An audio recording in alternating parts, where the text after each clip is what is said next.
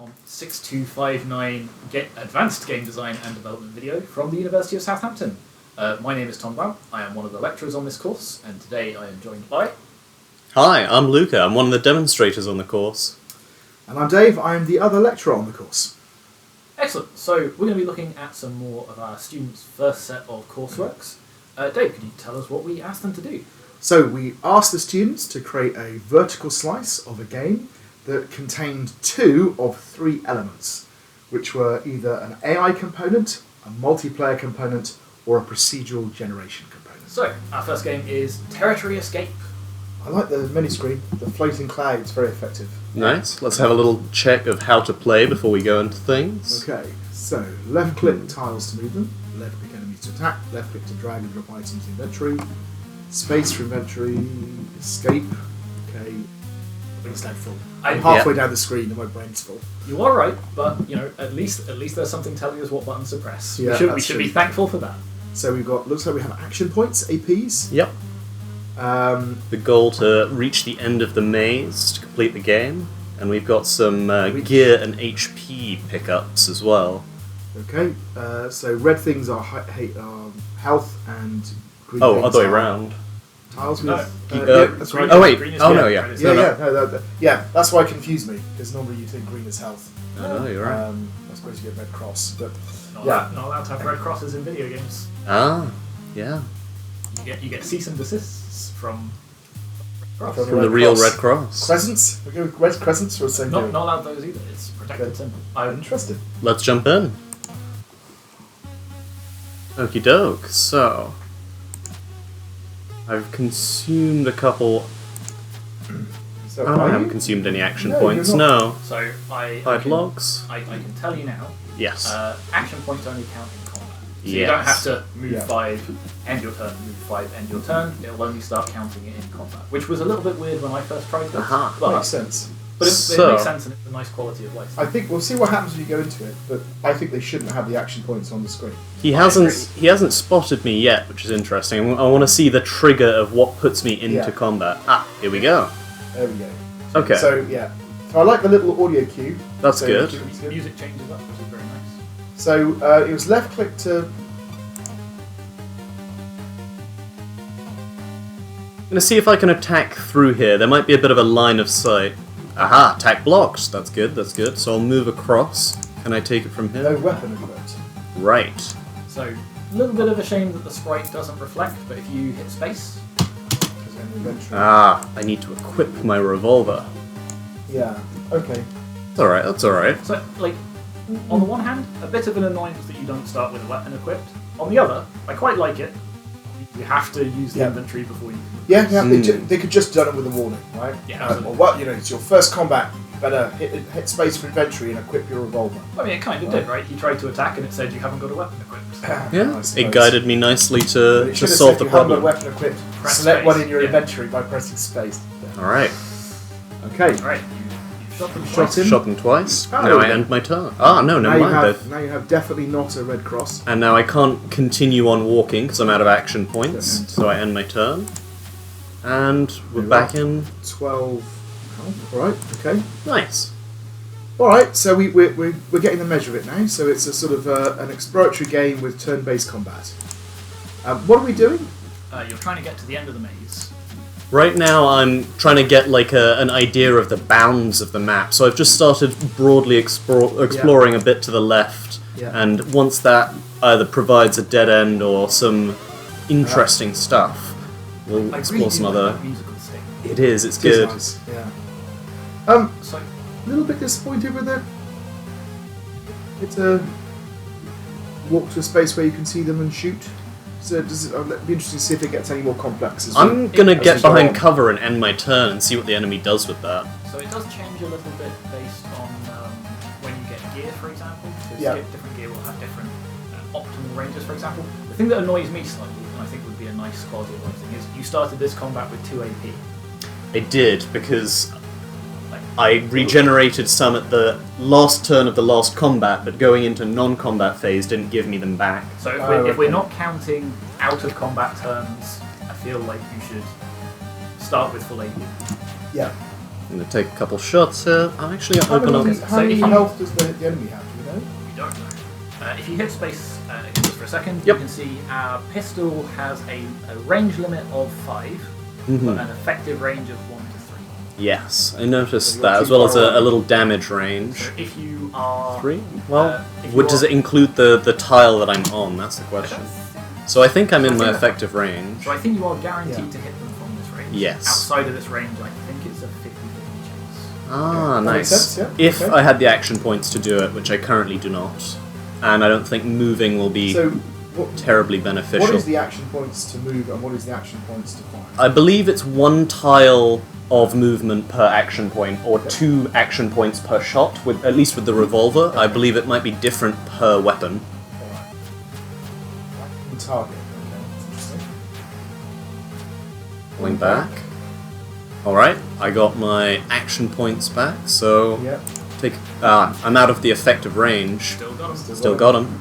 I'll move a little further. So this is the thing. Ah, Do you, no, do you you don't. want to move forwards Mm. if you've got low No AP? action points. Yeah. I would almost take a step back again and see what they do. I've I wonder shuffled if there's around. later on whether we've got things that give you cover. I don't think so. There's kind of cover built into the map, but Yeah, only Well, so much. there's- Hiding, isn't there? There's not chest high walls. Yeah. But Yes. there are. Okay, here, if I move up, I'll be in effective range, but if I move across, I don't know how the diagonal range is calculated, whether that would still be in range. Let's give it a go. Miss. No. So now I'm out of effective range. That's cool to know. I like the way that it tells us what the Yeah. enemies are doing, so we get like a little It's pretty thought. clear they've got like a little, I'm guessing a little stake. You hit show logs. Oh yes, not. A whole bunch of different types of enemies.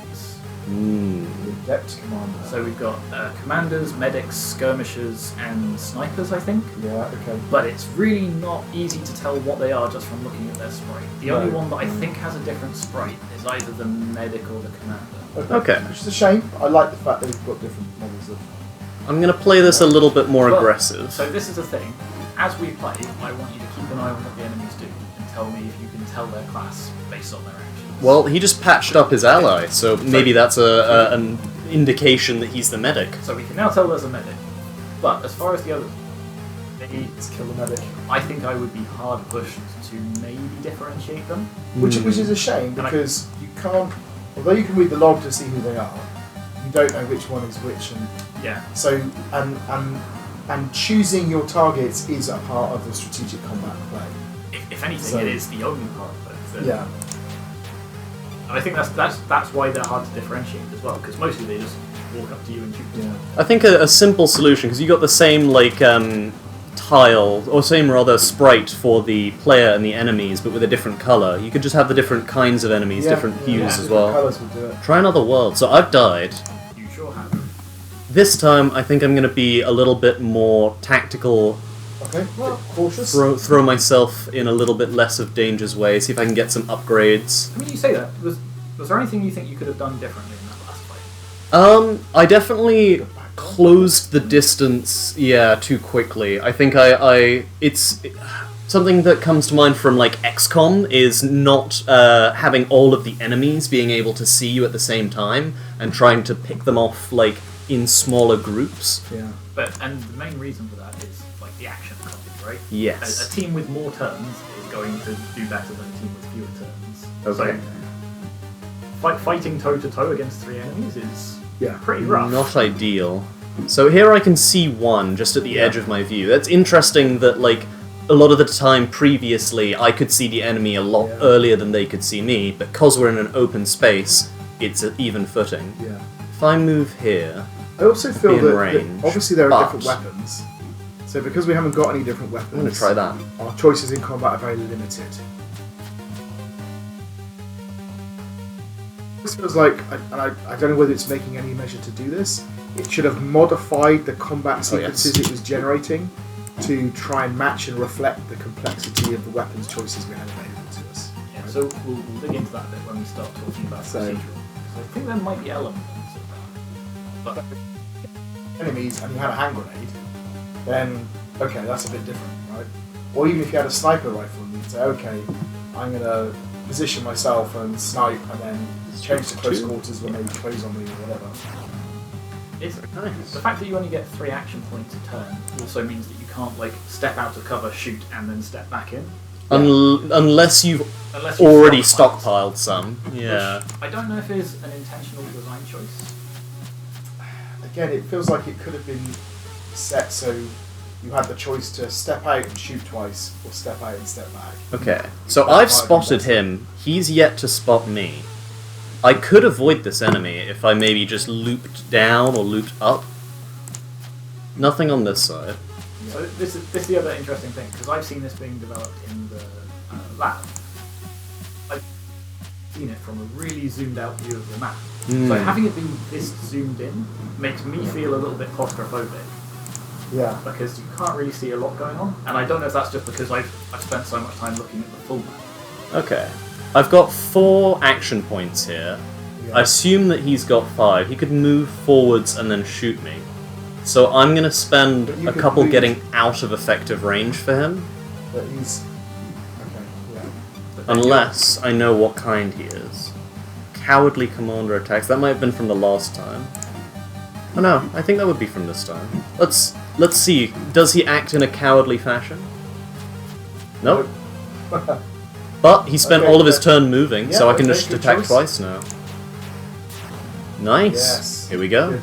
And now I can start to see some of the new content in a combat helmet. Helmets. Helmet AP and armor. bonus. AP bonus. That's Oh. good. That's Five- very good. 5. Cool. I did not find this when I played this in the X. And an AP regeneration bonus. Oh wow. That seems very potent. That's very powerful. Nice. That's basically, yeah, that's kind of Suddenly, the tables have turned. doubled your power, really. It's kind of like, we don't know whether this is about as powerful as every other upgrade, and every upgrade is just quite a potent change, or whether I've just got the best upgrade. So when I played the Expo, the first time I played through, I found no gear. The second time I played through, I found only weapons. Yeah. So I'm gonna just So you need move to back by one, Yeah, back off. and then end my Let turn. him- and then just absolutely obliterate them. Yeah. So he Oh. took a shot out of effective range, then moved into effective range. I don't know why he did it that way around. I mean, Maybe you it's do have- an you do- element of randomness. You do have an awful lot of points. So I do. I can just... You can just Oh, of course, I need to be one closer, yes. It's kind of a shame that there isn't more juice to the Just- shooting. yes, yeah. Like, Yeah. you know, It's one of those things, isn't it, where when your gameplay is the combat bit, you have to make the combat feel really good. Yeah. Open up the log, see if I can get some info on who I'm fighting here. The If adept you're- soldier with a revolver. If you're fighting one soldier, it doesn't trigger the next one in range, right? So that soldier on the left is ignoring you? I think he's ignoring me just because he hasn't spotted me, but if I were to Yeah. move maybe even just one tile closer, Yeah, he would. I think he might do that too. So, Oh. so this is possibly some amount of communication of, well, maybe not communication directly, but rules-based following of one enemy based on the presence of another enemy. Maybe, but I think that's also the thing that distinguishes commanders from everyone else. Yes. That's it. It just means people next to them will call them sir. I mean, regardless of whether there was a real mechanical difference or not, just having that bit of flavour I think was Quite really nice. interesting. They also might be tougher. I noticed you took quite a few shots to kill that guy. Yes, he does regenerate this one, or heal himself in some way. He's a medic. I've got a submachine Oh, gun what does now. that do? We have to try that. So, Damage. similar damage, Oh, it's got a scatter mode. much shorter effective range. Oh, that's interesting. Maybe it will have a... I want to see how scatter mode Yeah. works, but I'm not sure. So you are right that having a commander in the enemy squad will change their behaviour. So it says here it would increase the need for survival, which I'm not sure what that means. Well, you but- just They went to play a take little cover. more defensively. yeah. So what's interesting is watching you play. You are playing a little bit tactically. Backing Yes, off. and now I'm moving into my You're close very range. careful about your ranges. I think part of that is because now you have the action points to Yes, do that. yes. Like, you actually have the action points to move in, Yeah. shoot, move Yeah. out, or move out and shoot twice. And Yeah. Whereas with Yeah. 3 a turn, you were pretty limited. So I'm glad we've got this item. You got some equipment. What did you get? I did. I've got another combat helmet. Another helmet. So, unfortunately, we got the same one twice. Yeah. Oh well. Should we talk about Should we start the initial bits of the mark scheme, the presentation and play? I'll keep on exploring. So presentation is, I would say, is relatively straightforward, but pretty effective. Yeah. It's clear. You've got. I mean, I do really like the health and action points. Very clear, very obvious. End turn thing comes up. So all the information design is pretty good. It's I would here. say most of the There is design some pretty good. missing though, which I guess is what you're going to say. Yeah. I may Right. perish here as well. So again, not knowing anything about the health of the enemies or the status of the enemies, that's not just an aesthetic thing, but I think it actually is a detriment to play because you can't bring that into your strategy. Yeah, Right? like knowing how. So we can see how much we damage them. Tough commander. This guy has a lot more HP, and he also has a submachine gun, which I hadn't quite clocked. I was thinking, most of the guys that I've seen so far have revolvers, but I have a submachine gun, so I'll get up close. They really need to reflect the weapons and the character and the sprite. Yeah, that's exactly what I was going to say. Yeah. So I think Overall, aesthetically, I quite like it. and the Like, music as well. Both the saying, like, music's the really music's cool. good. As we said, the gunfighting could be a bit more visceral, I think. But Yes, that's true. I mean, just to go on it, we've got workable, professional, impactful. It's definitely workable. It is definitely workable. Does it hit professional? So that would mean complete and effective. I don't think so. I think it's missing some bits of information design. It's missing some of the. Somewhat incomplete. It just feels a little bit lacking. Oh yes. Solidly hits the satisfaction. It's definitely the satisfactory. Yeah. I think having these three inventory slots present as like a UI element somewhere might kind of be a little bit more useful for I actually have nothing equipped right now when I spawn in, let me open my inventory. And then you could just click on it to open the inventory. I have to say this is quite fun though. I'm having a good time puzzling out how do I game the enemy AI that here. takes us very nicely. Yeah. So meaningful play. What we've got here is it challenging, playable, engaging, or fun? So what the mechanics, the controls, the complexity, the way those things interact. And it looks to me like it's definitely engaging, and bordering on fun elements that are quite fun to play. Definitely. I would maybe. So for our arbitrary definition of fun that is on the criteria, I'm not sure which is that. I think those words are there to help us Yeah. kind of give us an instinctive level, but Like, then you actually have to look at the criteria. I always feel a little bit bad saying, well, this game's not fun. Well, if it was so the description for engaging, which is at a good level, is reasonably complex game with multiple mechanics, smooth controls, may still have very minor bugs. For what they are, the controls are good for interacting with the game world. I think It's all- not I like think a it's all- lot I of think it's- controls. I think It's there. point and click. It's fine. Do you think there's enough complexity in the mechanics? So excellent would be higher complexity with complementary mechanics, intuitive controls, and no significant bugs. So I definitely don't think it's higher complexity. And I don't think it's high complexity, and I think they've missed the chance for complementary mechanics. I'm even maybe a little iffy on reasonably. It's not down at a simpler game. It's reasonably complex. Yeah, I think With the I variety think of it's- enemies, had we had a little bit more information design to differentiate them, I think the complexity that is here would be more evident. It's just a bit hidden at the Yeah, moment. you're right. It looks like a more simple game than it actually is. I think you're probably right. I think it's also the fact that, as far as your decision-making process goes, you've got two decisions. It's, should I move or should I shoot? Yeah. There's not a lot. Does it take action points to change weapon? I'm pretty sure the Adept Commander just shot his teammate. That may have been something of a, when you roll a miss, you can hit adjacent tiles, or it might just be that that's the behavior of that enemy, but that's an interesting thing. But if you think about, XCOM or even Final Fantasy, other turn-based combats, you've usually got a number of decisions that you can make. So, move, attack, use an item, take cover, hunker down. Yeah. Like, that's what I'm saying when I'm like, there is. It feels like there's some amount of complexity missing. It does. So what I said was, can you change weapon? Does it use action points? I don't think it does. Which, to be fair, I think is one of the mechanics of like choice and agency that they've got going for them. Which is, if you stockpile a shotgun and a sniper rifle, then being able to quickly switch out and go, it makes more sense to use this one. Yeah. So if I move here, I can still shoot him, but he's out of his effective range for me. Yeah.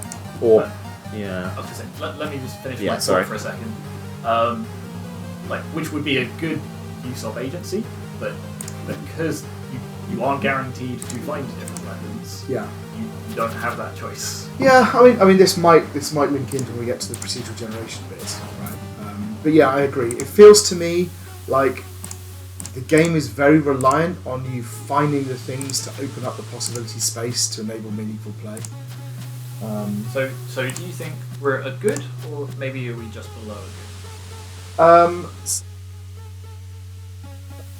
good? Satisfactory would be playable, simpler game with few mechanics, usable controls. Good, complex game with multiple mechanics, smooth controls, may still have minor bugs. I haven't encountered any bugs yet. Yeah, I think so. Really, it comes down to the complexity of the game. I think it is. Probably is. It's just there. I think that's it. It's just there. Yeah. Alright. This is a situation as well. There's 4 enemies on the screen right now. Yeah, but then you. Can you pipe them away? Yeah, I'm gonna see if I can take... Oh, he spotted me. Oh, maybe there's an element of non-visual detection if I walk too close to them? Or maybe you can just see you over that rock. Maybe. I have assumed that all of these are impenetrable barriers, but they might not be. I'm gonna huddle around the corner and see what I can So I do. presume that the 2 elements here are AI and procedural generation. Correct. Yep. So which one do you want to talk about first? Let's go for procedural generation first. So, they have written a little description of the way it works. It looks to me like they've got a basic, almost like, is that a random crawl algorithm they've used to kind of carve out the caverns? Well, What no, they've said they've done? it's a sort of pretty standard. They have a big bag of pre-generated rooms, Yeah. and then they stitch those rooms together. Okay. Within that, the design of the rooms has some good variety, though. There's like a few like individual points of cover. Obviously, we've got 2 tiles, the tiles that you can walk on and the walls. Yeah. But within that, they've got complexity. I don't know. See, I'm the other way around. I'm quite disappointed by that because the point of having a bunch of tiles you stitch together is you can make the tiles interesting. And these tiles are all exactly the same, just with different shapes. And if you're going to do exactly the same with different shapes, then you might as well have gone for infinite variety with an algorithmic generation. I will maybe counter with there are some rooms that are more open and some rooms that are more constricted. Sure. But that you're right, they're not different enough. So or, I mean, or so, even there's not enough mechanics to let them be different. yeah. See, if you'd asked me how this was constructed, I'd have said this looks like a binary space partition of the overall space with a random walk algorithm to carve out the caverns. Actually, I tell a lie. You're partly right as well. So within each pre-generated room, there are optional contiguous clusters of tiles that might get generated as well. So I assume we've got a particularly shaped room, and then it randomly splodges these extra walls. Okay. I mean, the other thing that would have been nice to have would be these kind of elements that make these stand out a little bit. So to have features. I'm trying to think about mine shafts, camps, kind of things that you encounter that give the room some character and help you remember where you are and orient you, and even have some areas of the map. So areas where it's a rocky floor, areas where it's an earthy floor, that kind of stuff. So terrain may be disappointing. However, and I think this was based on some of the feedback we gave them in the labs, I will say there is more to their procedural generation. Okay. So, for example, obviously the gear is also randomly distributed. Yeah. The equipment of the enemies is randomly distributed. In theory, that equipment is determined by the way you are playing. So, if you are only using a sniper rifle, enemies are more likely to have shotguns to let you use that sniper rifle to its full potential. Oh, that's interesting. Actually, to be fair, it says this was intended to prevent the player from using a single weapon or strategy for the entire game. So giving them all shotguns when the player's got a sniper rifle might undermine that a little bit, I think. But yeah, there's two ways you can go, right? One is you can say the player is doing really well with his weapon, so I'm going to take away their opportunities to use that weapon. And the other one is to say the player is in this particular play style, so I'm giving them lots of opportunities to exercise that play style. And one of them makes the game more challenging, and one of them makes the game more adaptive to your style of playing, I suppose. So which one have they gone for? So like I say, they're intending to prevent the player from using a single weapon or strategy. Okay. But, Although the example they give, I think, is the opposite. Is maybe the opposite. Yeah. Right. Unless they... So what you would do in that case is, if they're constantly using a sniper rifle, you would generate rooms with more restricted line flavor. Yes. And then that would inform that these enemies are in a close room, therefore they should all have shotguns.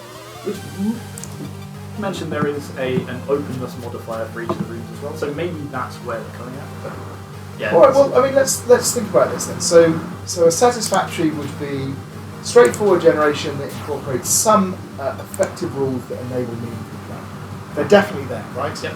You've got a meaningful map, and it sounds like they're responding to your style of play. They're thinking about where the enemy's going. They're doing the allocation of the things. It's all working. I mean, I've had to make the decisions on how I'm going to approach this fight, and I'm using the generation of this choke point here strategically. So it lends itself to the combat in certain ways. So, well, that might help us over the next bit. So then a good, one up from that, would be that basically would be appropriate procedural generation that incorporates some effective rules designed to enhance play. So it's not just playable, it's not just possible to play, but actually it has some things that make play better. And this is the thing, I think we have the rules. Might be hard pushed to see how they're affecting play.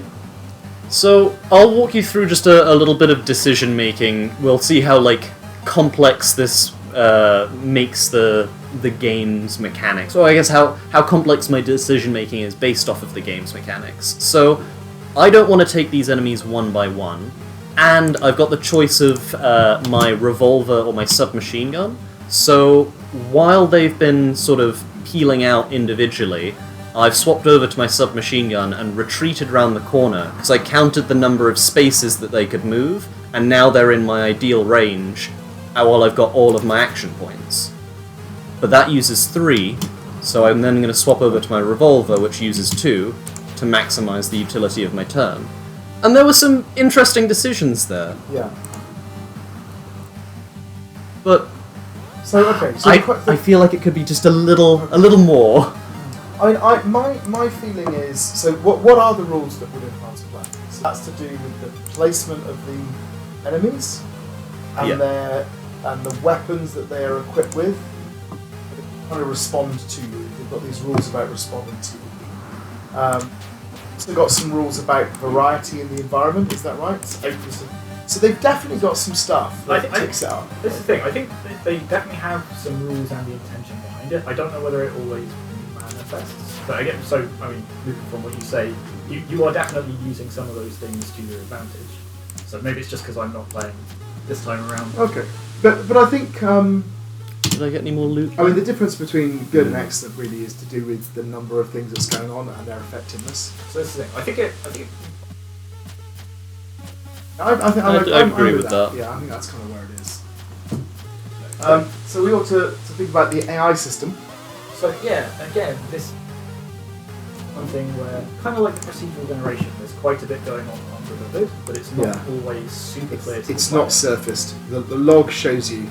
This is the cowardly commander. So I actually think that the AI is doing quite a good job.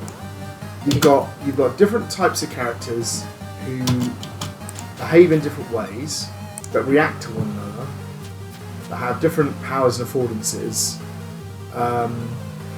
It's just not conveyed. It's just not communicated to the player. No, it's an information design problem. So we've got got different classes of enemies, and then we've got those different modifiers. So out of interest, what do you think differentiates a cowardly commander from an adept commander? So the cowardly commander is more likely to take cover rather than like moving up and shooting at us, and then the adept commander, I believe, has like some additional stats or something, or perhaps is a bit more aggressive. So you're close. Cowardly multiplies the base survival need by 1.2. Yeah. So they will, like you say, I assume, try and take cover more. Adept just does the opposite. It just lowers their survival. So they will basically rush the player. More aggressive. Which, Okay. again, so based on some of the lectures we did, actually just something like that makes it seem like they've got more stats or more cover behavior. Yes, yeah. But it's just, they're just getting in the player's face. Yeah. I mean, there's also inept, which is just multiplies their attack value, specialist, and again, doesn't actually give them more health. It just multiplies their attack. But the big thing here is they've got a state machine that determines what they do. The state machine is presumably different for different types, like medics and commanders and snipers. And then you have a modifier on that which modifies their probability of moving between different states in that machine. So it's a relatively simple AI system, but as you said, quite effective. But crucially, it does make a difference to play. You do actually respond to them differently based on what they are. And like I said, I agree with you that the problem here is how it's communicated to the player, not the actual AI system. I'm not convinced you do respond to them differently. I think do you think so? you still just click on them and click shoot. Yeah. Like, it doesn't matter whether they're cowardly or adept, you're still going to... Okay. Well, let's look at actually appears in the mark scheme. So, a satisfactory would be an AI system that allows meaningful play. Big thumbs up. Certainly does. Yeah? Definitely. So a good would be an AI system that allows challenging and enjoyable play. Right? So in other words, you're having to think in order to defeat the enemies. That's and definitely, I think yeah. you're there as well, right? Yeah. You're definitely engaging with them. Excellent would be a system which demonstrates a number of different play styles and difficulties. I don't know if we're quite there. Yeah, and I think that's where your comment about it translating through into play probably comes in. So that places the AI system at the good level, which is nothing to be sniffed at. Which is still good, right? Yeah, and I actually think that had they done better information design, our whole reaction to this game would be quite different. Because when we started off, I thought, oh, this looks really simple and basic, and no, there's quite a lot going on, a lot of interesting stuff happening. I've got a full loadout now as But well. you have to unlock it by getting the loadout. Well, what does your riot armor do? I haven't seen that. 20 extra health. Oh. There you go. So once you open, particularly the combat helmet, because it opens up new strategies, and then when you actually begin to figure out what's going on with the characters, and seeing they respond differently, that's really helpful. Yeah, the action points being the like limiting factor of what you can do on a turn. Yeah. Having it be so limited to start with, but then so not unlimited, but so much less limited by having one particular item. Yeah. It could have been either that like some other trigger improves your number of AP, like each enemy you kill, or that more of the buffs, more of the equipment has like a smaller AP buff each. Yeah. Okay, so next category is Pillars? Pillars. So at the start of their design, they come up with some pillars describing the feel and the vibe of their game. For this, they've said isolation. The odds. So isolation, by the way, we were all making a slight face. Yeah. So their justification for that is there are no other characters within the game world other than enemies whose only interaction with the player is via combat. And I mean that is technically true, but I don't think you don't feel isolated. You are in a target-rich environment. Yes. Yeah. Yeah. You're too empowered. I have also died again. Like if this was a game about subterfuge and evasion, and you're deep behind enemy lines and you've got to sneak past this horde of enemies, maybe that would feel more isolating. But as you're just ripping through them, it doesn't quite come across. Survival against the odds. Definitely, that's present. Yeah. It's there. It's a bit bland for a pillar, isn't it? I kind of. So when we talk about pillars, we always encourage people to at the very least use some adjectives and adverbs so desperate survival against terrifying odds is a much better design for that. It also doesn't fit this, right? But specifically, enemy encounters are set up so that you're always outnumbered. Yeah. Sure, fine. But then survival against the odds So, like I said, you can imagine the one I just said. That's like a desperate fight against horrifying odds, and it's all really challenging and difficult. But you can also imagine one which is much more calculated. So it would be like strategic survival against seemingly insurmountable odds, and that frames it differently. And it says, now it's more of a complex puzzle where you've got to. So I think the actual pillar's not great. I think it's too generic. It's accurate. Well, wait until you hear the next one. We've got test of result. Okay, interesting. Which is more flavourful. Yeah. Yeah, but how? So the difficulty escalates as the game progresses, enemies become more powerful, and in fact they also mention that in survival against the odds of no matter how much equipment you've got, you should always be at a slight disadvantage against the enemies. But choice to not have resolve. So if this was a thing about, if this was a thing like you're defending your base in the, every night against an enemy attack or something, and during the day you have to go out and get equipment. And then it's your resolve is like, well, how hard do you push it to get as much as you possibly can to defend you through the night, right? What's your resolve, right? Because there's no retreat, so there is no resolve. It is a test of persistence. And the last one is Fog of War, which plays most when we were talking in the labs. There are some elements that are quite strong with that. And so they mention, our view of the map is quite constrained. So here's the thing. Remember, this isn't just necessarily a linear sequence of rooms. It is technically a maze. Yes. And they mention that there is a subtle hint that you are on the right path. Have either of you spotted them? Is it something to do with these additional decorative pieces? Because I've noticed little tufts of grass and little additional rocks. So you're close. Okay. It's these brick patterns. Ah, I see. Is it like the more of those, the closer to the end I'm getting, or they show me the correct route? Just they only will appear on the main path. Ah. And again, I'm pretty sure in the development, and I don't know whether this was something that was changed later, from the main path to get a MacGuffin before you could finish. But it might just be the case that got dropped. And the other thing is they actually say explicitly the classes of the enemies are not immediately apparent. So that's what I was going to say is, do you think the thing we moaned about is part of the Fog of War? So they explicitly say the dialogue hints at their action or class. That's nice. Okay, all right. Except there's a log that tells you exactly what they all are. Yeah, which is why. Hello, Tom from the future here.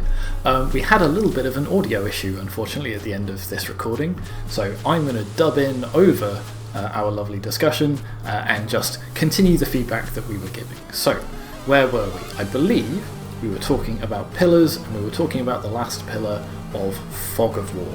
So, one of the criticisms that we had originally was it's actually kind of difficult to tell to differentiate the AI from each other, so who's a commander and who's a medic. This pillar kind of actually talks about that being one of the purposes of the design. So the fact that you can't tell who a priority target is part of this whole Fog of War aesthetic. So at least in that sense, it actually does fit the overall description of the game, the aesthetic of the game quite well. Now, as to whether that's an enhancement to the gameplay, I'm not sure I can say, but we can at least say that it was intentional, which counts for quite a bit. So overall, as far as the pillars are concerned, we've got some that are, relatively broad, and some that are maybe not carried through in the design of the game itself, as well as they are described, at least in the report and from the initial period of ideation. So if we take a look at the mark scheme, we can say that for this, a pass would be the pillars aren't properly described, or the game doesn't really support them, or only partially supports them. A satisfactory would be they're reasonably well described, and the game mostly supports the pillars.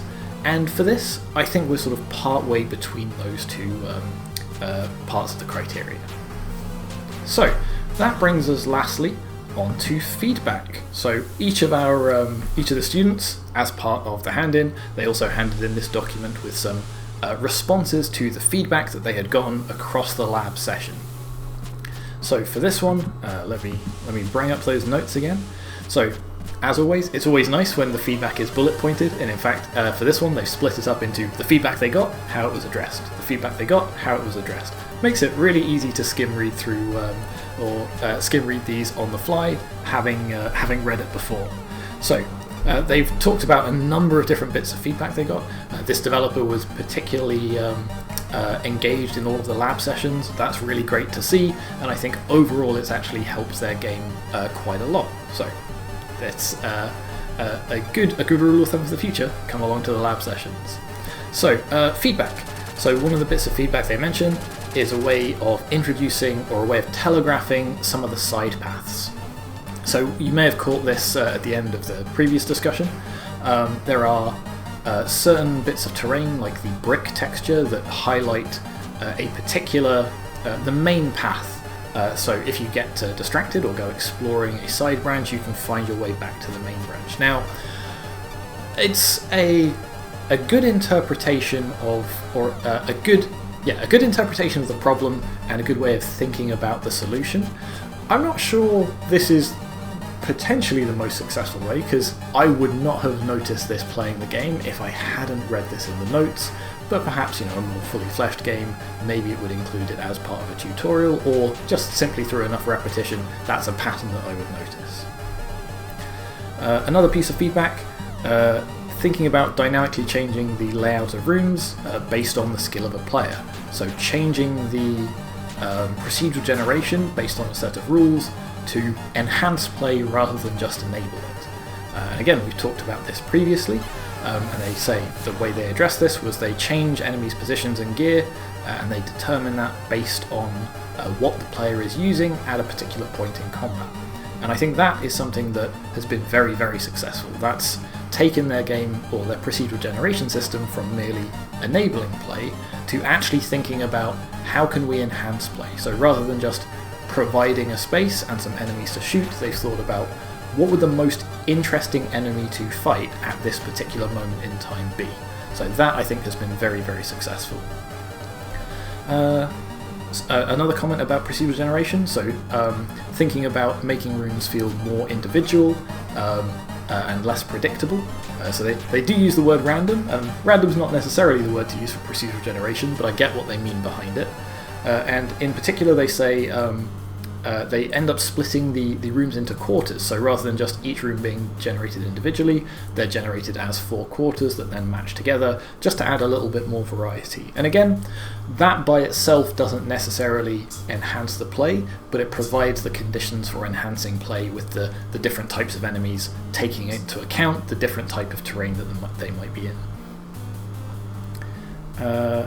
They also talk about using enemy barks, so to showcase what enemy classes you might be up against. So if other enemies are shouting "yes sir," that probably means there's a commander around. So this is something that sort of pierces that fog of war, and it gives the player another tool to kind of approach solving that problem.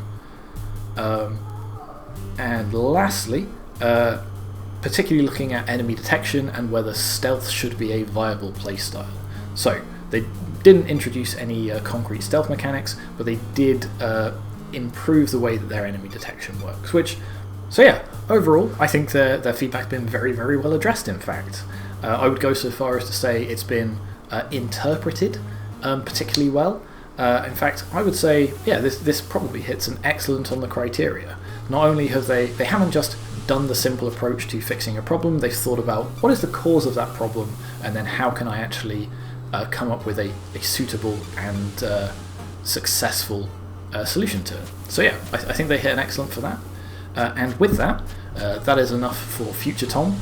Let's move on to our next game. Okay, so our next game is Mind the Gap. Now, I have to say, we have recorded this video once already, and unfortunately the sound wasn't quite working, so we're going through it again. So this isn't the first time we've seen it, We have already had a bit of a discussion about it, but we're going to play through it again and try and remember some of that discussion for you. So for this one, we have Tom and we have Luca. Hey! So we'll be giving a little bit of feedback on this. Despite knowing the general gist of the game, we'll have some gameplay in the background and everything so that it can be seen. So let's start with the tutorial. Okay, Alright. that's what we're going to play. I'm player 1. So I am the blue hat over here on the right. So yeah, we get plonked into this sort of void here with a platform made out of individual blocks. You can briefly see the controls there, a little bit of tutorialization. And then we make it across. Aha, you can't get me now. I'm stuck. Okie doke. We've been separated. Let's bridge the gap. So we can press... so we're playing this on controllers, so we've got A for confirm and B for cancel, although I'm not sure that maps to... Yeah, we've got Xbox controllers, so it might I think we've got the opposite of that. Nope, not that one. There we go. Nicely done. Oh. Yep, A is definitely cancel for me. Okay, and then I guess... do you want to lay this bridge? There we go. There we go. So we've got some resources at the top, and we're spending those resources to... I think because you trigger that, you move across, and then we'll zip line. Aha! Okay, and for a zip line, we both have to... Not too far. There we go. And then... Oh, no. Cancelled it. There we go. Nice. And here we are. And if we do it again... So, nice tutorial. In fact, the fact that there's a tutorial is always very nice. Oh yes, this one we needed to cross in the 2 different sections, I think. Not quite. There's a box of stuff here. Ah, yes, I see. There we go. So now we should have the resources to build it. Ooh, wrong card. There we go. Oh, I was going to say you need to be next to the edge, but no. Okay. And then... So... Presumably, we could waste all of our resources and soft lock ourselves, which would not be good, but what was I saying? Yes, the fact that there's a tutorial is nice, and it's quite a nice tutorial. It's structured. There we go, there's some more. Unlike in the first game design module, we're not directly marking for the quality of the tutorial, but it's still very much appreciated and adds to the communication of the mechanics of the game. It certainly makes it a lot easier for us to mark if we know how to play. So good. Some extra resources up here. Okay, there we go. Sweet. And then one more, and we should be ready to jump into the game for real. Oh yes, over here. And there we go. We've reached the Chaos Emerald. Hooray! Okay, so I tell you what, let's have a quick look at the... Oh no, I'm blue this time. Let's swap controllers, there we go. So, first player is determined by whoever presses start first, which I guess makes sense. And now we're into the generated levels. So you can see that these levels are quite different to the relatively structured level that we got in the tutorial. So that's their procedural generation at work, although it does look like there's going to be a rough path if we sort of come in this direction. Yeah. It's triggers to go up and down. We've got some resources over here. One thing that I noted when I played this you're first... stuck up there. I am stuck up here a little bit. Bye. Is that the Let's get you. sort of 3D puzzling nature of this game requires a pretty good camera system. And this game has a lot of options for you to go moving up and down, moving in and out, and free rotation, as well as a free cam mode, which I forget the button for. If you press the right trigger down. Sorry, not right trigger, right thumbstick down. That's the one. Yeah. So that's something that I really appreciate, because it helps us see the parts of the level from a bunch of different angles, so you can get the right elevations and whatnot. Now let's actually focus on the puzzling element of this for a second.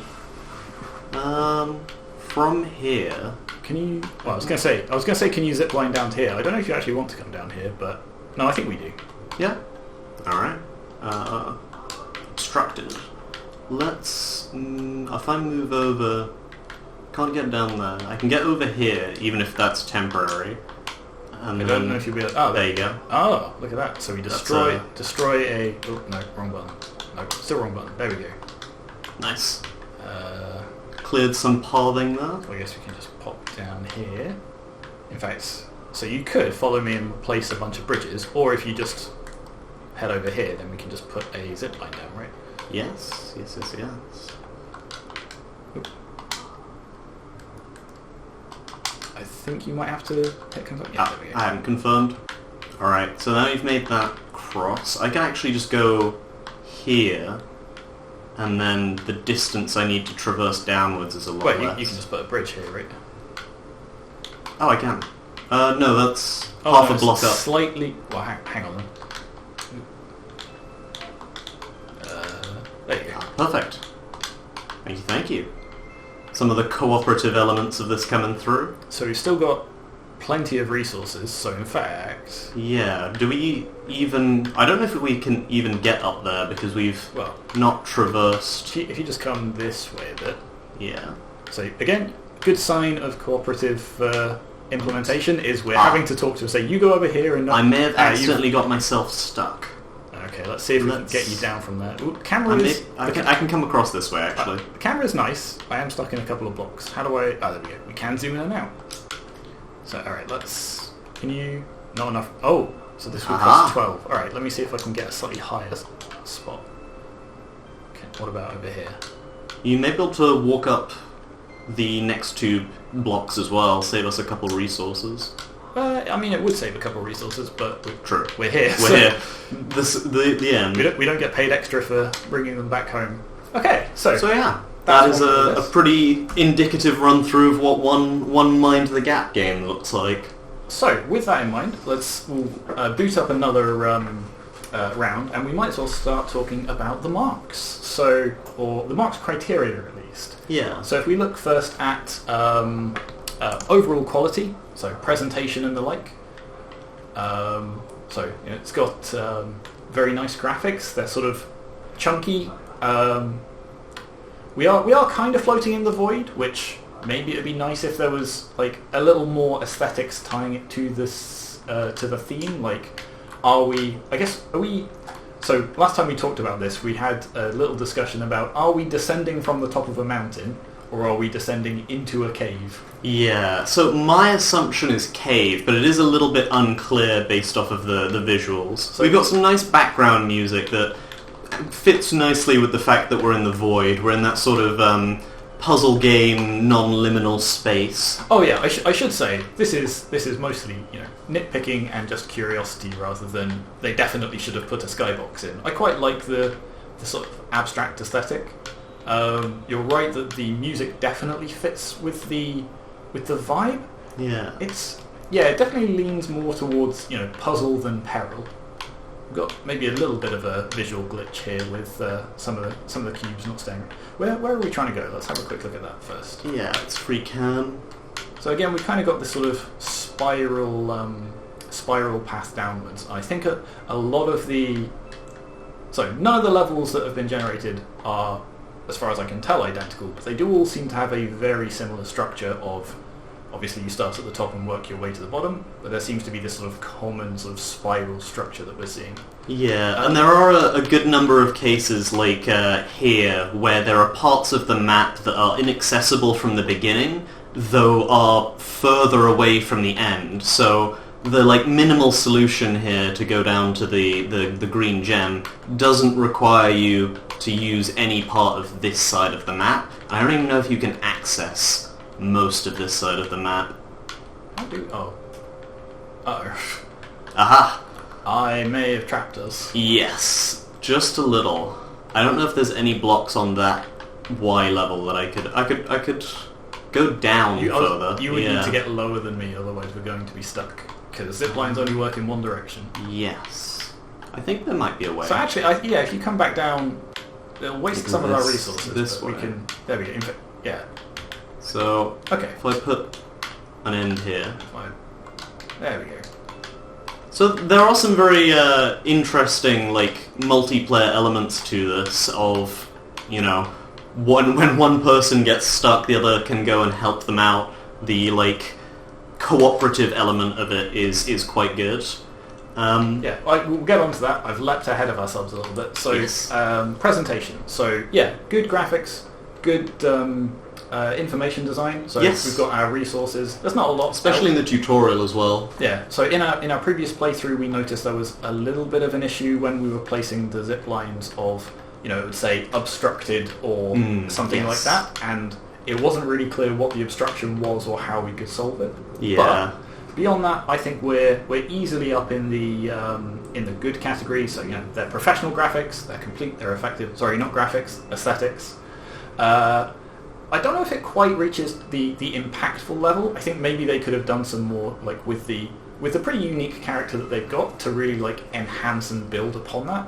But I think probably between a good and an excellent is where this fits.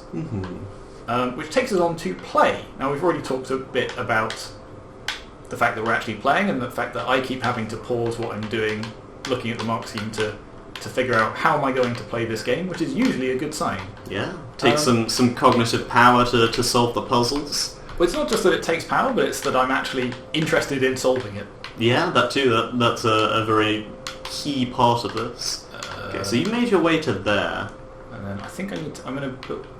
I could get you down like this, or I can build a bridge. One over? One over. No, I'm too high. I think, yeah. I may be stuck again. I think that was a scenario where you consumed the only, like, bridge to get there, but I don't know how we would have actually solved that one. Yes. And this is a scenario that we've run into a few times, in that it is quite easy to softlock yourself. Yes. So we'll come back to this when we talk about procedural generation of, there is a guaranteed route through, but it is quite easy to destroy that route by mistake without realising it. While we're still on the meaningful play, yeah. So something that I touched on a bit earlier, the controls are quite good. I'm not having to like fight the game so much. I'm just kind of able to traverse through the space.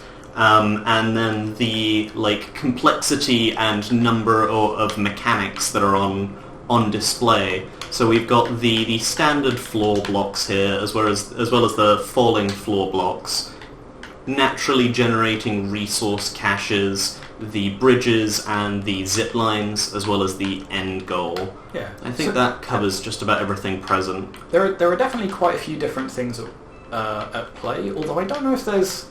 I feel like to really enhance the play, it feels like there needs to be a few more mechanics. Like the zip lines are fine, Yeah. but for a lot of it is just, well, I go down one level, we put a zip line, I go down another level, we put a zip line. So, again, this feels more firmly in the good range to me. So, on our mark scheme, what have we got? Good, engaging, reasonably complex, multiple mechanics, smooth controls, which we've got.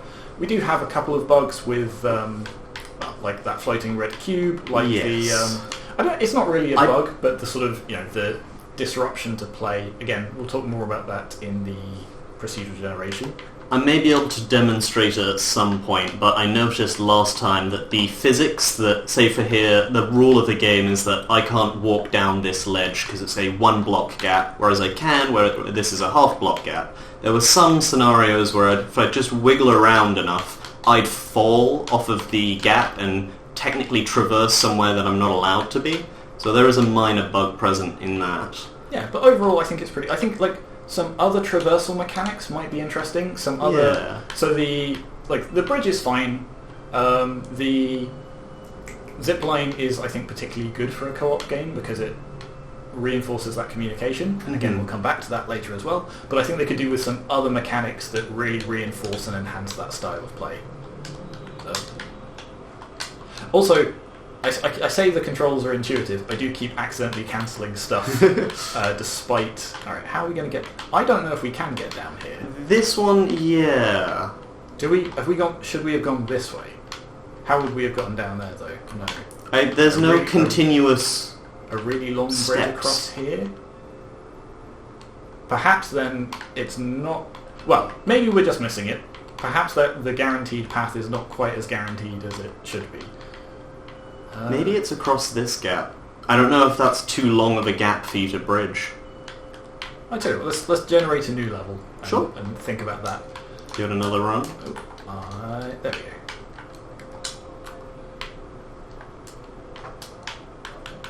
we go. This one starts us with some extra resources right off the bat. I've fallen down a pit. So that was the other thing, actually. And in fact, we might as well move on to talking about the brief side. So the procedural generation and the co-op. So let's talk about the procedural generation first, as we're already talking about it. Yeah. Overall, yeah, it generates it generates as a play space. We are definitely playing the game. It's interesting that it's quite different to the one presented in the tutorial. It makes sense to have a structured, pre-written one for the tutorial, and it makes sense to implement procedural generation for this type of game, where you don't just want to memorize the route and then you've solved it forever. Yeah, we've got technically infinite replayability of unique levels. Where we sort of criticize this a little bit is the uniqueness between levels. So there's definitely some challenges that are... Hello again, folks. Future Tom back again, just to finish off this game as well.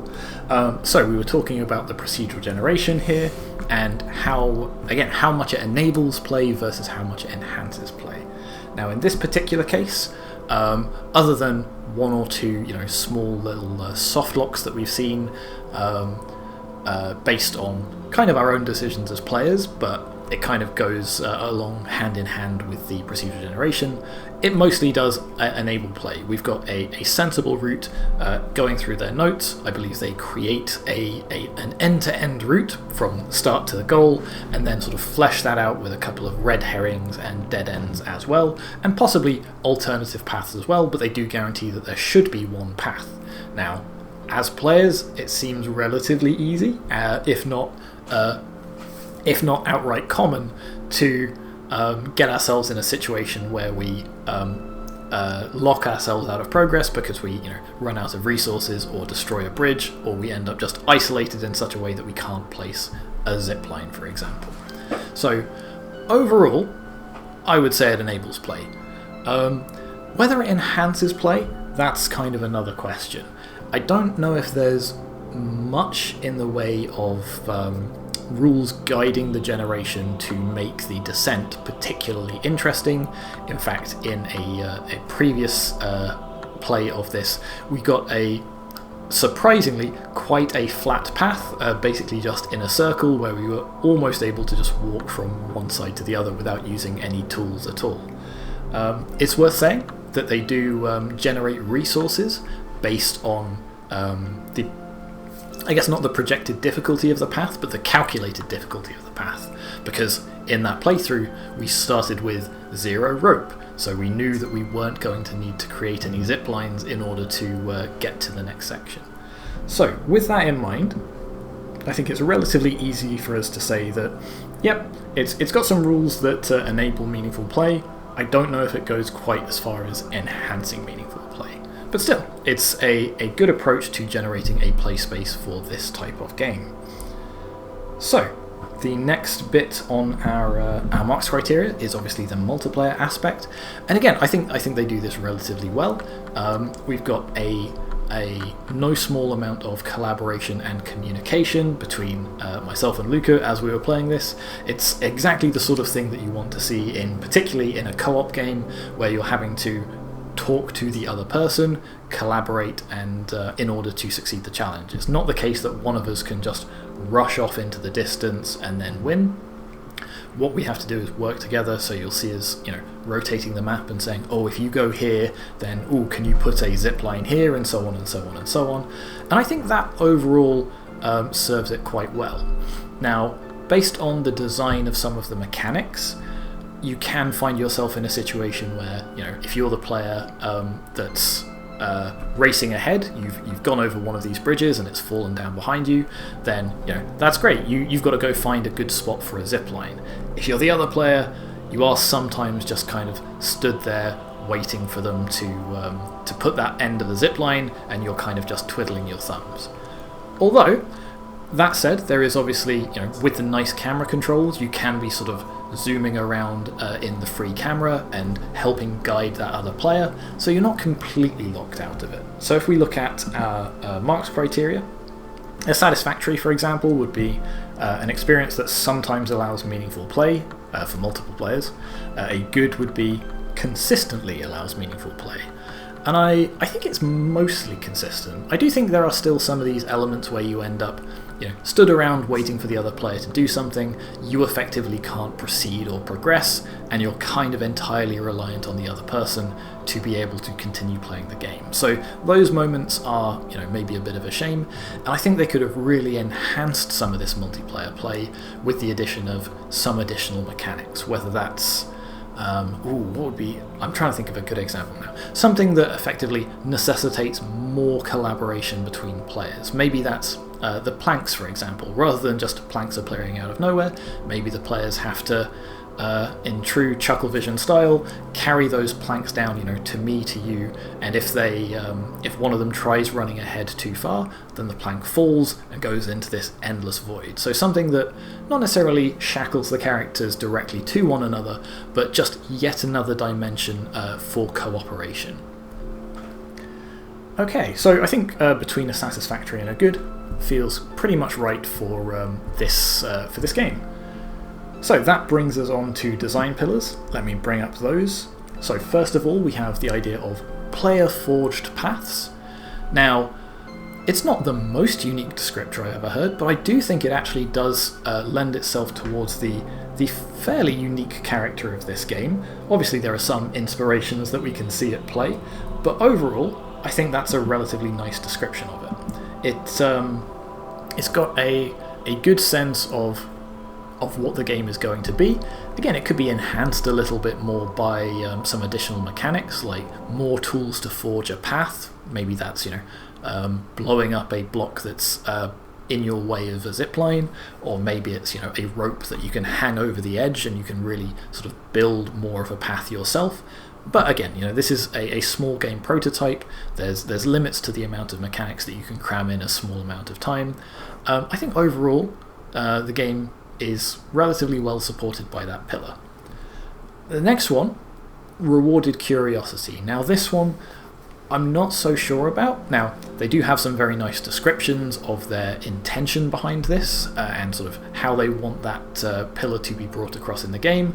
And in particular, they talk about the resource crates. So the fact that sometimes you don't have to go, or you can't go straight for the gem at the bottom. Instead, you've got to explore the level a bit and find a crate or a crate that has some resources to allow you to continue heading down to the gem. The problem is, it's not really exploration. I mean, it kind of is. You've got the free camera, so you can almost always see the entire map for a start. So I guess you're exploring different routes down. But you're also not really rewarded for exploring. You're either forced to explore because you need the resources, or if you go and get the resources when you didn't need them, then it's not really a reward. And in fact, in a lot of cases, you kind of get punished for exploring. If you go down a dead end, or you go down a non-optimal path, you can often find yourself getting stuck. So although I can see the intention behind it, and I like the idea of them wanting to incorporate that in the design, I don't think that actually holds up particularly well in the final implementation. Lastly, symmetric abilities, asymmetric responsibility. Now, again, a relatively evocative pillar, or not super super emotionally driven as far as I know precisely what game this is going to be, but it does certainly give you an idea of what play might be like. Certainly, it's very descriptive. We both have symmetrical abilities, and to an extent we have asymmetric responsibilities. Somebody has to be at the top of a zipline and somebody has to be at the bottom, but really I think that is the only asymmetry in responsibilities. In a way, it's kind of good that players are or can be symmetric in responsibilities, where you can effectively take it in turns being the person stuck at the top of the zip line or being the person to do the fun explory bit. So this one, again, I'm a little unsure of. I can, based on their description, I can see exactly what they were going for, and I think having that intentionality is nice. In particular, how they say, they wanted players to be able to coordinate, adapt to roles naturally, and so on. So they both have the ability to do something, and at certain stages they're going to take it in terms of who gets to exercise that ability. But it really is just that zip line that allows that, and I think to fully realise this pillar, at least in the way that it's described, I think they would need a few more mechanics in that space in order to make it really shine. So overall, we've definitely got at least 3 pillars. They definitely describe the implications for play, and you know what? I think the game mostly supports those pillars, or those pillars mostly support the game, depending on which way you want to look at it. I don't know if it goes far enough to, like I say, give the game that sort of unique sense of character, to really sort of have the full suite of mechanics at its disposal to really emphasise those pillars. But as it is, I do think it mostly supports it, so I think we can safely say that that's a nice round satisfactory. Okay, and that lastly brings us on to feedback.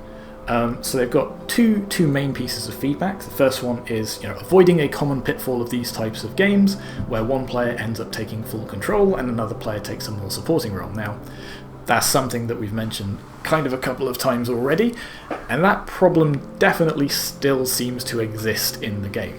Now, they do say they tried to come up with some ways of fixing this, such as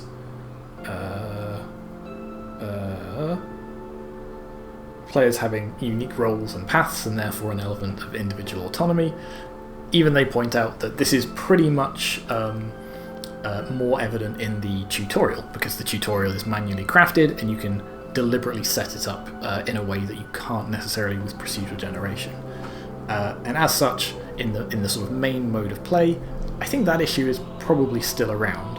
So they're aware of it, and they're aware of some potential ways of fixing it, but it hasn't necessarily come across in the final game itself. Similarly, in fact, they talk about their curiosity pillar, and it's sounding like they want to encourage exploration rather than a single full planning session. So to try and make this more aligned with that pillar, they introduced the resource crates. And again, it's good that they've acknowledged the potential issue surrounding that, although I don't think the solution has been particularly successful in what they were setting out to do, unfortunately. However, if we take a look at the mark scheme, where are we?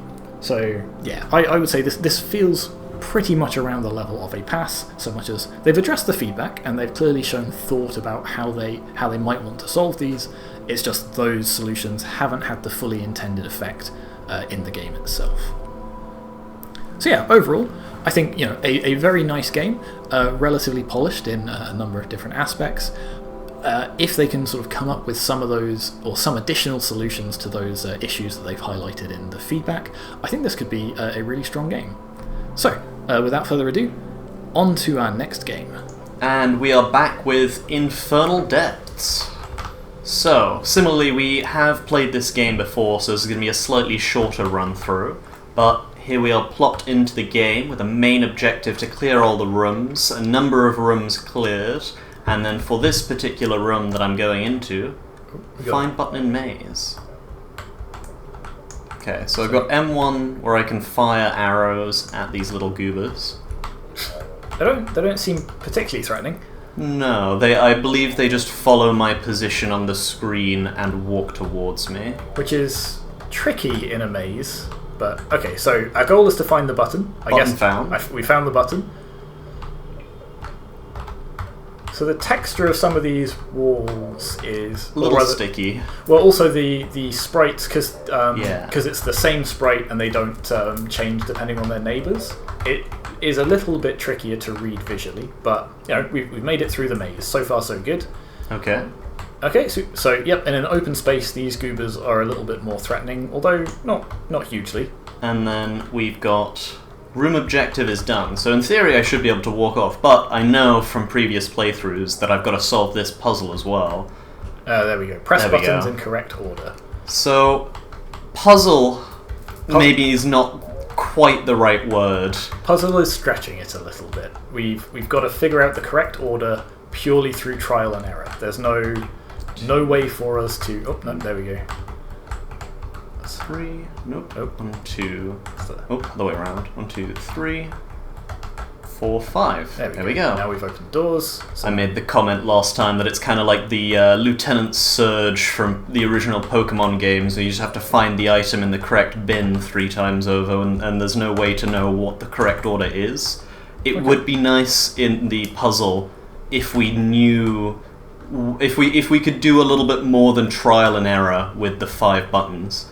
And here we have more of a combat-based room. Yeah, so I was about to say, again, they seem a bit more threatening when they all sort of spawn around you and swarm you immediately, like you lost a little chunk of health. I did. It seems to be regenerating, which is nice. Yeah. But yeah, as soon as you start just doing loop-de-loops around them, they kind of lose all of their teeth. Okay, so we've Get leveled some up. max health, some arrow damage. Let's get some increased knockback. So that's kind of a nice mechanic, Yeah. right? Like, kill enough things, increase in power. You get a choose classic one of pick 3 from things. 3. Oh! Ah, That's a room that I can't complete. okay, so we'll talk about this when we talk about the procedural generation. I may need to restart the I game. think you I don't may. think there's no like escape to press the menu, so I'm just gonna close it. And we are back. Okay, let's give this another run through. Ooh. Okay, we've seen the other enemy variety. So same sort of AI of they just follow you, but slightly bigger hitbox. I imagine they deal slightly more damage as well. So interesting that we saw them in the very first room as well. I would have thought that they would be sort of, drip fed. We start with the small ones, we get the bigger ones, but okay, you solved that puzzle very, very quickly. Yep. Okay, we got a wave. We've got 3 doors over there. And some corridors that again look sort of blocked off. Start doing my COD zombies train again. It's like sheepdogging them, just running rings around them.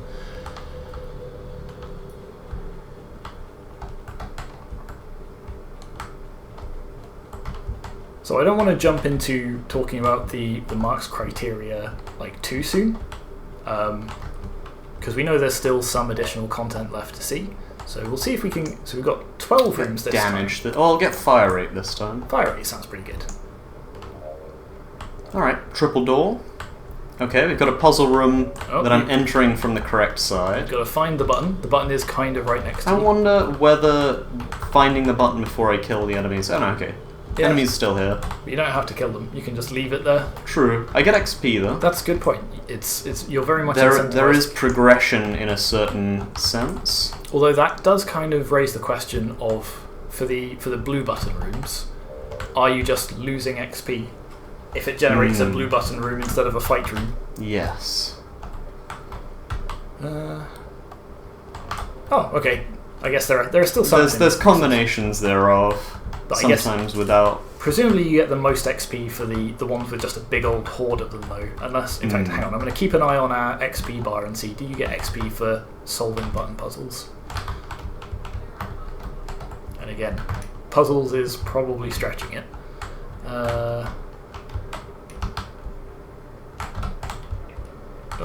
Nice. Yeah, I don't think we got XP for that, but okay, so we've got a choice of rooms to go to as well. Yeah. Although it's just door A or door B, and I don't know what information we necessarily have to choose that. I believe I found the boss door, because that one's red.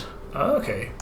Oh, so we're going to have to backtrack, do you reckon, to open that door? Potentially, yes. Okay. Alright, this looks like Wave starting. Alright, so it's it's kind of nice that they what's the word? Signpost that, telegraph that, rather than just immediately swarming you with enemies. They give you a little bit of time to not necessarily prepare. That's not what you can do about it, but at least you to get yourself ready. Yeah. Position yourself not in the middle of the room, because I think that's where they spawn each time. Get some movement speed. That seems like it might be helpful. I do like the fact that there are upgrades. However, because the combat has been kind of trivialized, being able to solve the combat or like complete the combat faster. I say trivialize, taking a whole bunch of damage. The upgrades don't change my game plan a lot. They don't affect the outcomes. This is the thing. I think they are the most interesting part of this procedural generation. The terrain generation isn't particularly interesting. We'll get into that later on. Because they are just rectangular rooms with, admittedly, a little variance in how many doors they have in them and where those doors lead.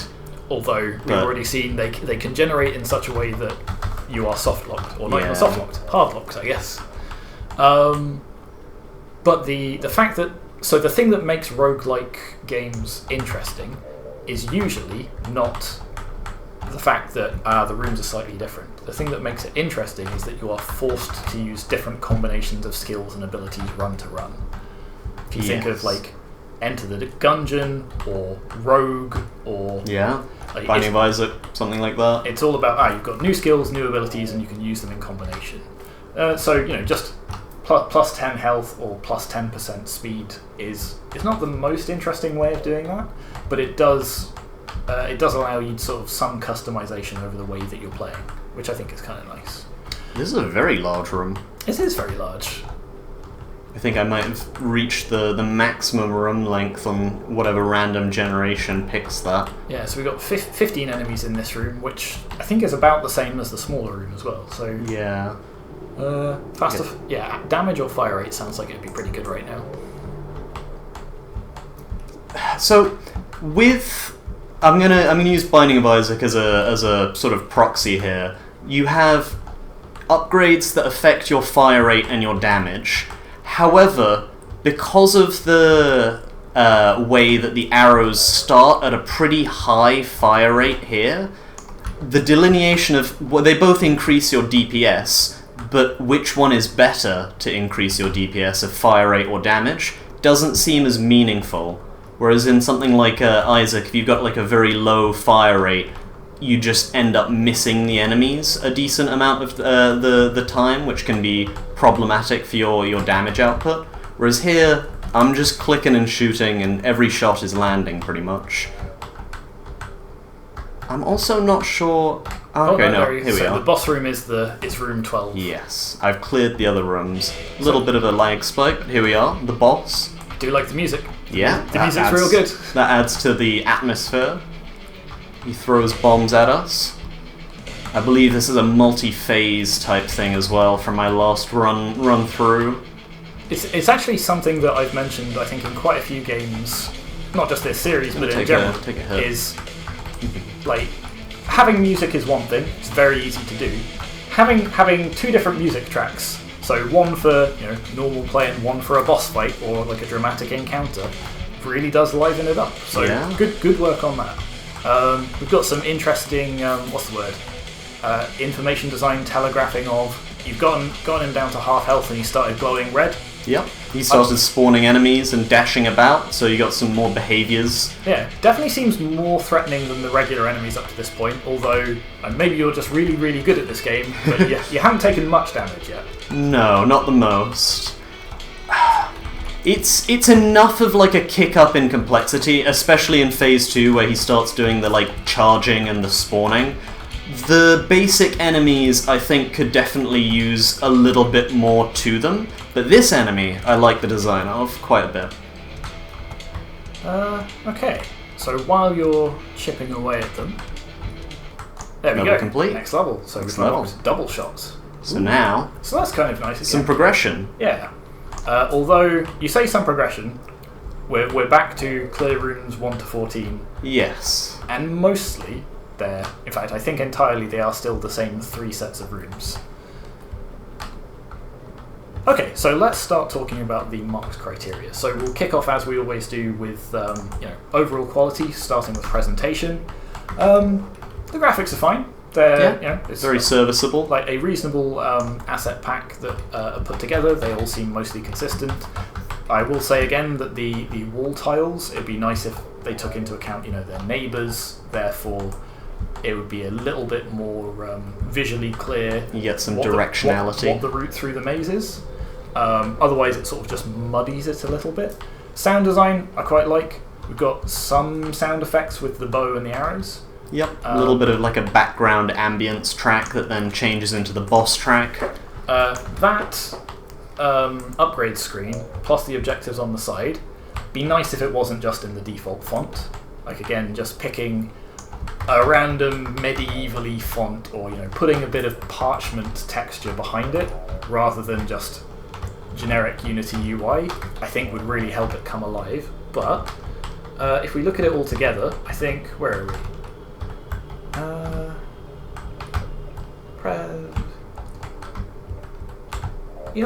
I think actually between us, so a satisfactory would be it's workable, so it's effective, but there are some inconsistencies like the walls and so on. A good would be it is complete and effective. I think I'm actually leaning towards between the two.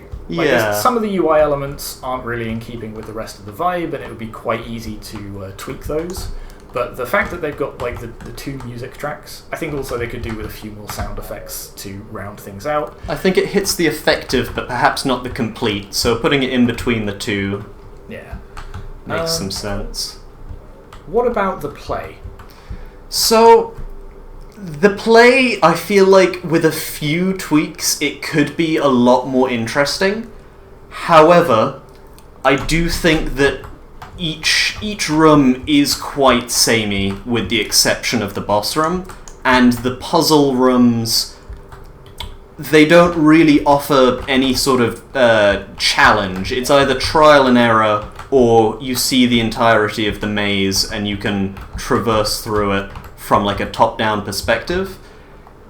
I don't know how much that actually adds to the play. I would say it's like the play is pretty limited. I think like we can almost say that it is, well, like it is playable, but it's very, very simple. Yeah. Like the challenge and complexity is just not there for even for a small prototype as we'd be expecting. This doesn't necessarily have the full mechanical complexity that we'd be expecting. So what mechanics have we got? We've got shooting enemies. We've got a pretty basic set of AI that will pursue you. If anything, I would say we've got the button puzzles, and if anything, I think they actually really detract from the overall flow of the game. Yeah. I think clearly it's leaning into being a combat-focused game. That's what all of the upgrades do. So having to suddenly stop and, again, not even do a puzzle, but just do a bunch of trial and error, sort of brings the pacing to a bit of a screeching halt.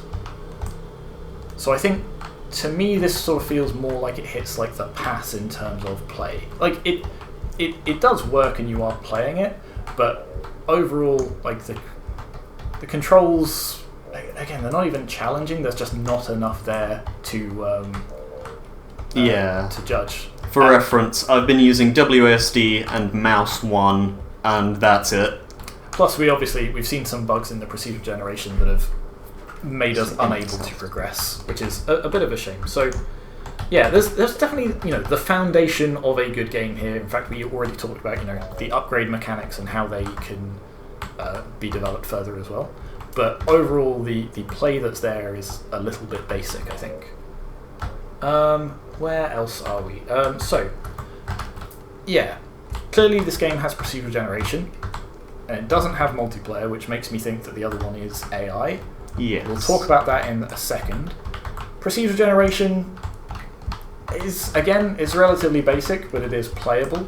There's some limited effectiveness here, because there's different shapes and sizes of rooms that do contribute a little bit to the difficulty of it, but not a lot. I'm not convinced that they do. They're all just different shapes of squares. Like even just dropping in a few extra blocks. Yeah.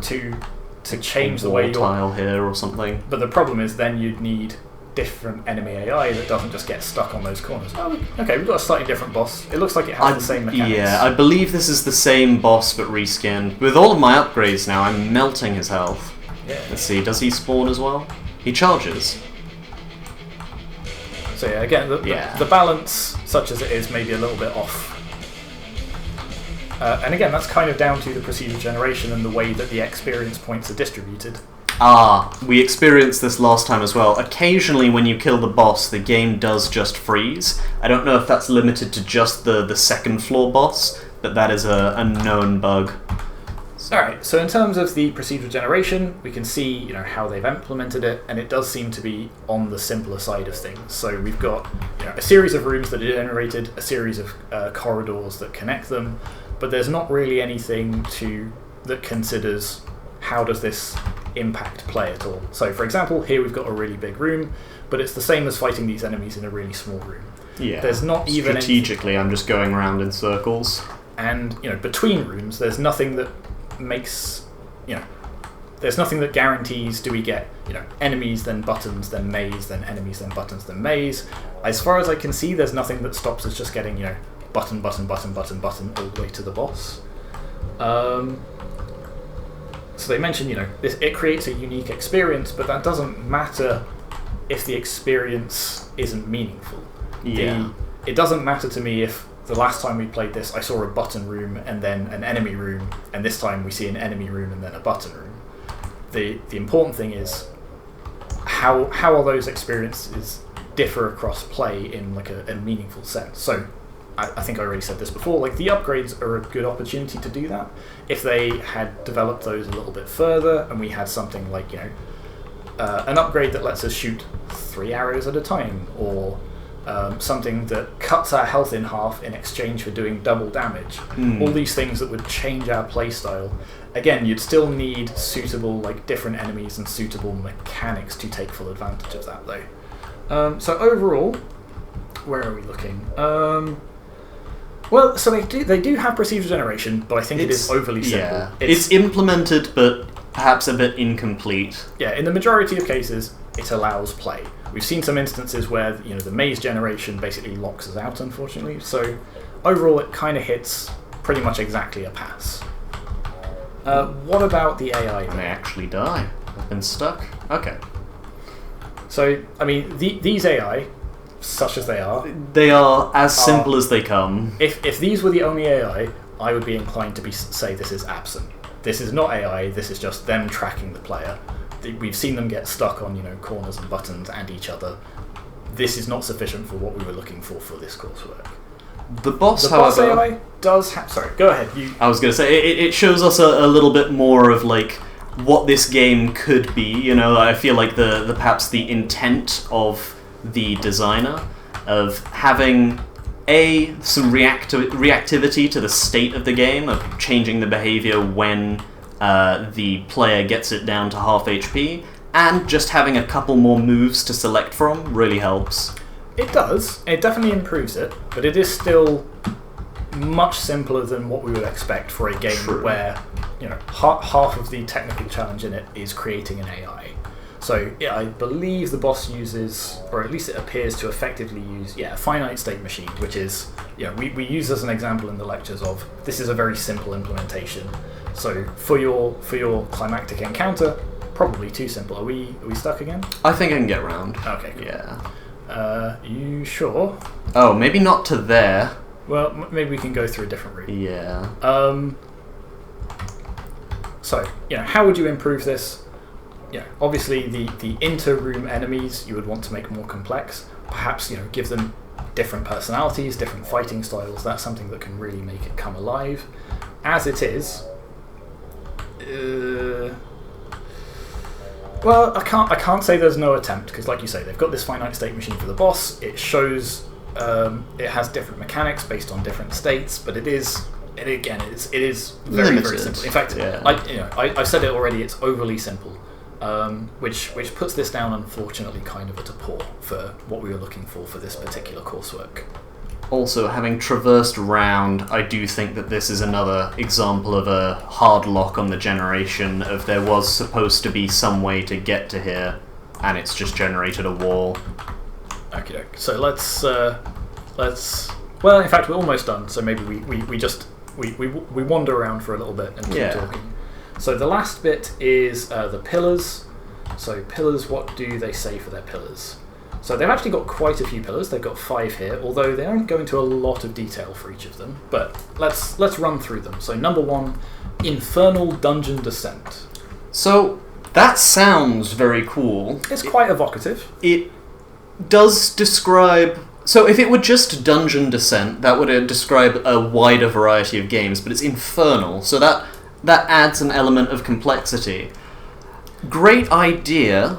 I don't know how much I get that from the gameplay, though. Yeah, it is. It's mostly an aesthetic pillar, but it's not really... Like, I get the tiny little enemies look kind of demonic, but if you would want, particularly the Descent, right? You would want each level to look slightly different, slightly more twisted, slightly more infernal. And to give them some benefit of the doubt, I'm sure in a full game that's the approach they would have gone for. As it is, I'm not sure it's an evocative pillar. I don't know if this game really brings it across in terms of its characterization. Number 2, deadly monster encounters. As a pillar, there's a lot of games with deadly monster encounters. I could see that it has a little bit of extra description to it than just there are enemies, but that you could do a lot better than deadly monster encounters for a pillar. And as far as the game supporting that pillar goes, do you feel that these monster encounters are deadly? Not particularly. No. The peak of difficulty is when they spawn the monsters and they kind of crowd around the player before you can start training them in a circle. Yeah, and... Yeah, like, it's... Again, we can see the intent behind it, but it's really not supported by the game. Progressive character empowerment. So, conversely, I think as a pillar, that could use a little bit more, pizzazz, a little bit more specificity, but in terms of how well the game supports it, I think it does a reasonably good job. You do have a branching selection of different upgrade paths, and they do have some effect on the combat. I'm inclined to agree with you in terms of, if that's their pillar, then the game does support it. The problem is, that doesn't need to be a pillar. No. It's not... It doesn't sort of, describe the... what do you want to call it? The character of the game, for lack of a better word. Many games have, in fact... I'm not going to say all games, but I would almost say most games. Yeah, the majority of games. As you progress, you become empowered. Yes. It doesn't add anything unique to if you were describing your game to another person. That's clearly not the important part of this game. Now, it could have been. We've already talked about. I like the fact that they offer you upgrades. If they were more distinct, then they could tweak that pillar a little bit and talk about the choices that you're making and how that affects the way that you play.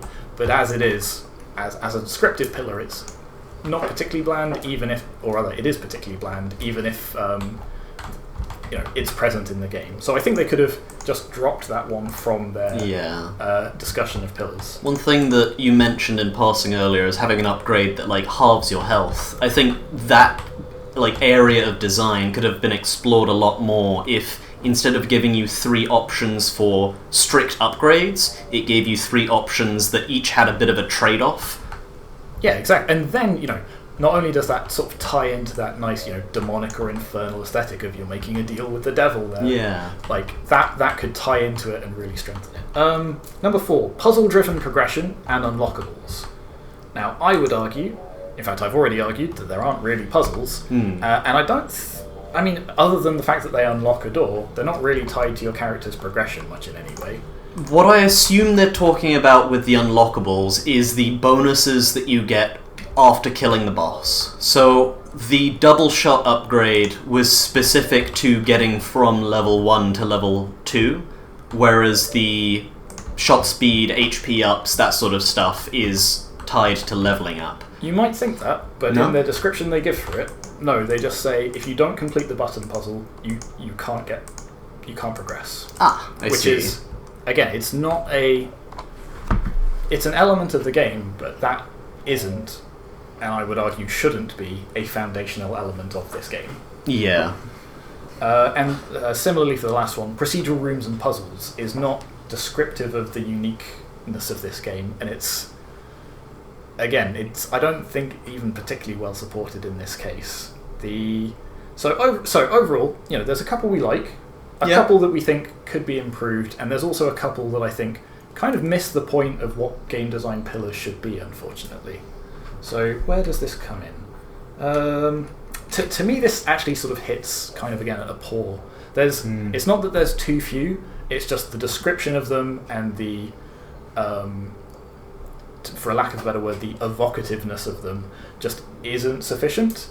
And also, of the ones that are quite evocative, the game doesn't really do anything with them. Yeah. So we can kind of see the idea behind it. I think with a little bit more, development and a few more tweaks and a better sense of what they want the game to be, I think that could be, a lot stronger. And the last thing is feedback, but unfortunately, they simply have not talked about the feedback that they would have received in, the lab or the Discord or via email or any of that. So unfortunately, we just have to round out that with an absent, such as it is. So overall, it's a relatively simple game, but you can see the bones of it, right? There is definitely scope for this to turn and evolve into something that's got a lot more character, that's got what's the word? Like individuality, perhaps? Yes, thank you. Like, with a little bit more time and a little bit more attention, I think this could be transformed into something very, very nice. So, that brings us to the end of this game, and I believe to the end of this batch. So, thank you for bearing with us despite the technical troubles. Yeah. And we will see you another time for another video. Have a good one, y'all. Bye.